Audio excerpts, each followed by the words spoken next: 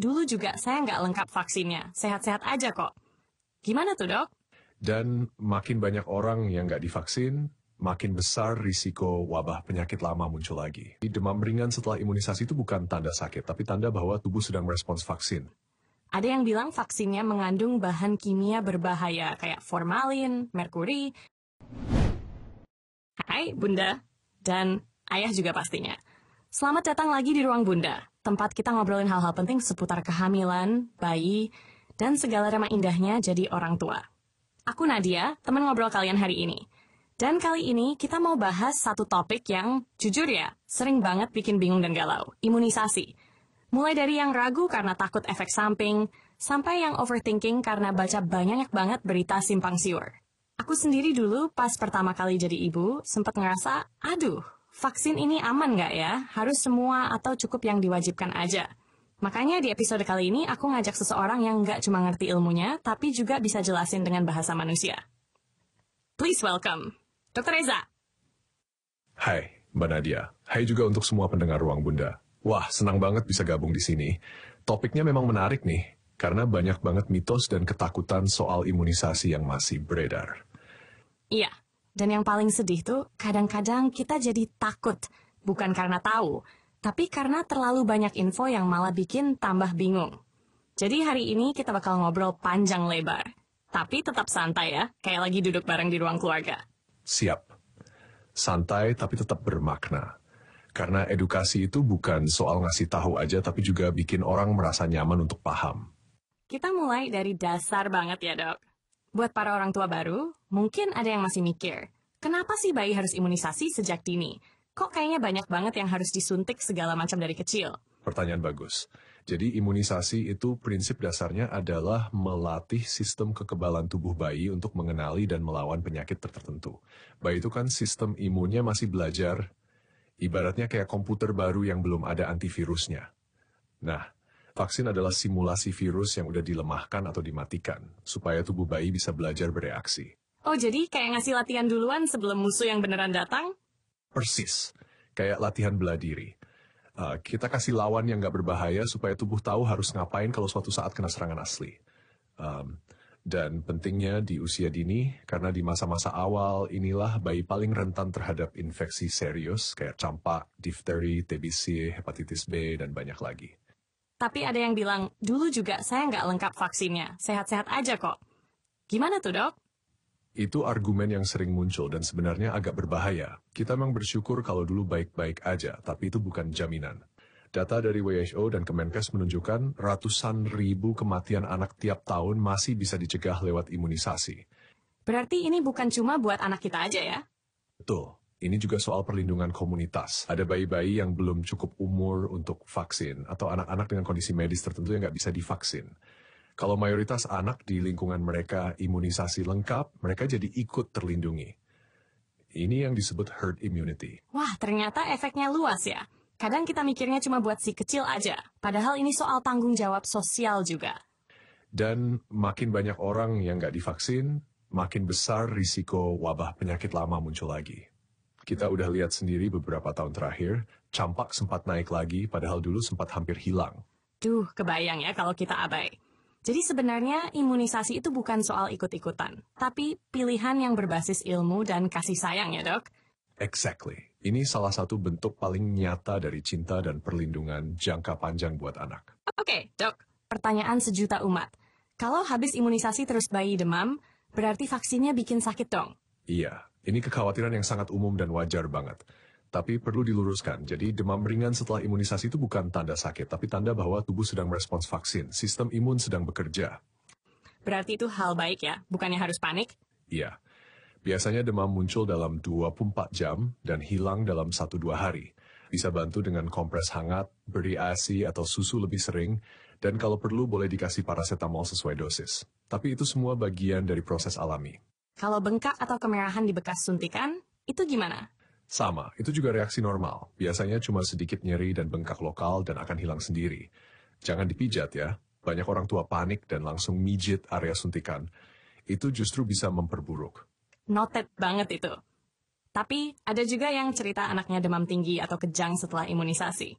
Gimana tuh, apakah itu berbahaya? Itu yang disebut reaksi yang lebih berat, tapi sangat jarang terjadi. Dan biasanya bukan karena vaksinnya berbahaya, tapi karena respons tubuh yang unik. Kalau misalnya anak punya riwayat kejang, bisa dikonsultasikan dulu sebelum vaksin. Dokter akan sesuaikan, bahkan tunda atau sesuaikan jenis vaksin jika perlu. Berarti nggak semua bayi langsung cocok dengan semua vaksin. Tapi itu bukan berarti vaksinnya buruk? Betul, sama kayak makanan. Ada anak yang alergi telur, tapi bukan berarti telur itu racun. Yang penting kita tahu risikonya, pantau reaksi, dan konsultasi rutin. Kadang kita jadi takut karena lihat di media sosial, anak saya panas tinggi setelah vaksin. Tapi nggak dikasih konteks, akhirnya orang-orang jadi takut semua. Satu cerita personal yang viral bisa bikin panik massal, padahal itu bisa jadi pengecualian, bukan aturan umum. Kita harus lebih hati-hati membedakan pengalaman pribadi dan data medis. Bener banget, Dok. Jadi daripada ikut-ikutan takut, lebih baik cari tahu dan diskusi langsung kayak gini ya. Tepat sekali, dan selalu ingat efek samping ringan jauh lebih kecil dibanding risiko penyakit asli yang bisa dicegah dengan imunisasi. Sebelum lanjut, tulis di kolom komentar jika Bunda punya pertanyaan atau saran. Nah dok, bagi yang suka bikin aku mikir lama. Di beberapa grup WhatsApp, ibu-ibu tuh suka rame ngomongin soal kandungan vaksin. Ada yang bilang vaksinnya mengandung bahan kimia berbahaya kayak formalin, merkuri, bahkan ada yang bilang bahan dari hewan. Ih, serem juga ya kalau dengar-dengar gitu. Wajar banget kalau orang tua khawatir soal apa yang masuk ke tubuh anaknya. Tapi penting banget untuk membedakan antara istilah ilmiah dan konteks bahayanya. Yuk kita bahas satu-satu. Boleh banget, Dok. Aku siap nyatet nih. Pertama, soal formalin. Beberapa jenis vaksin memang menggunakan formalin dalam proses produksinya, tapi hanya sebagai bahan untuk menonaktif virus atau toksin. Setelah proses selesai, formalin itu dibersihkan dan sisa yang tertinggal sangat kecil, jauh di bawah ambang batas yang dianggap berbahaya. Jadi, bukan berarti bayi kita disuntik formalin mentah ya. Oke, jadi itu bukan disuntik formalin, tapi kayak proses teknis aja di lab? Tepat, sama seperti kita pakai api buat masak, api panas, tapi kita nggak makan apinya kan? Analogi yang enak tuh, Dok. Lalu soal merkuri, yang dimaksud sebenarnya adalah turunan dari merkuri yang disebut thiomersal. Fungsinya untuk mencegah pertumbuhan bakteri dalam botol vaksin yang dipakai berulang. Tapi sekarang, mayoritas vaksin yang diberikan ke anak, terutama di program imunisasi pemerintah, sudah tidak lagi mengandung thiomersal. Dan kalaupun ada, dosisnya amat sangat kecil, tidak membahayakan. Tapi orang dengar kata merkuri langsung mikir racun. Betul. Dan disinilah pentingnya edukasi. Semua yang ada dalam vaksin sudah melalui uji keamanan yang ketat banget. Nggak bisa sembarang lolos uji klinis tanpa kontrol. Terus soal yang katanya dari hewan gimana, Dok? Beberapa vaksin memang menggunakan bahan pendukung dari kultur sel hewan. Misalnya embrio ayam untuk produksi vaksin flu. Tapi ini juga hanya media kultur, bukan bahan utama. Dan sudah disaring sampai tidak ada lagi unsur biologis yang tertinggal dalam dosis akhir. Jadi bukan berarti vaksinnya dari ayam gitu ya? Betul, itu mitos yang sering dibesar-besarkan. Kalau kita lihat makanan kita sehari-hari pun, banyak bahan olahan yang secara ilmiah lebih kompleks dari vaksin. Tapi karena sudah biasa kita takut. Jadi selama vaksin itu resmi dan disetujui, aman ya?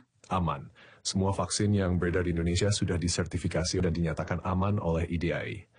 Kalau ragu, tinggal pastikan tempat imunisasinya resmi dan vaksinnya punya izin edar. Oke, lagi yang sering bikin orang tua bingung. Ada imunisasi yang wajib, ada juga yang tambahan. Terus muncul pertanyaan, kalau yang wajib aja cukup enggak sih, Dok? Pertanyaan yang bagus. Jadi, imunisasi wajib itu adalah vaksin dasar yang disediakan oleh pemerintah secara gratis dan diberikan ke semua bayi di Indonesia. Ini mencakup vaksin seperti BCG, DPT, HB hib, polio, campak, rubella, dan hepatitis B. Itu yang ada di posyandu dan puskesmas ya? Betul. Nah, imunisasi tambahan itu vaksin yang belum masuk program pemerintah secara menyeluruh, tapi sama pentingnya dalam mencegah penyakit tertentu. Misalnya, vaksin rotavirus untuk mencegah diare parah, PCV untuk mencegah radang paru, influenza, atau HPV untuk anak usia remaja. Nah ini dia, karena nggak digratiskan. Banyak yang mikir berarti nggak sepenting itu. Padahal penting juga. Misalnya rotavirus, diare berat bisa bikin bayi dehidrasi parah dan dirawat di rumah sakit. Vaksin itu bisa mencegahnya. Tapi tentu kita paham bahwa biaya bisa jadi pertimbangan. Iya, nggak semua keluarga bisa langsung ambil semua vaksin tambahan sekaligus. Betul. Maka saya menyarankan diskusikan dengan dokter atau dan kalau bisa dicicil pelan-pelan. Ada juga beberapa klinik yang menyediakan program bundling atau pembayaran bertahap. Jadi bukan semua atau tidak sama sekali ya? Ya, lebih baik sedikit tapi konsisten daripada menunda semua. Dan penting juga jangan merasa bersalah, orang tua terbaik adalah yang berusaha semampunya dengan informasi yang tepat.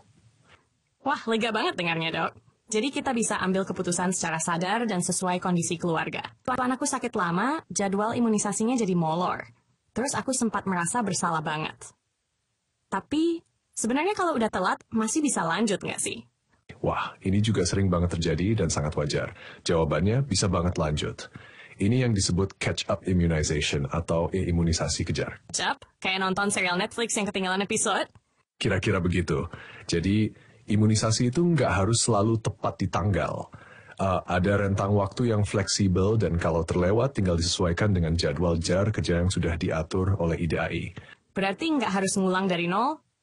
Tidak. Misalnya vaksin DPT itu butuh beberapa dosis dan kalau sempat ketinggalan dosis kedua, kita bisa langsung lanjut dengan interval tertentu.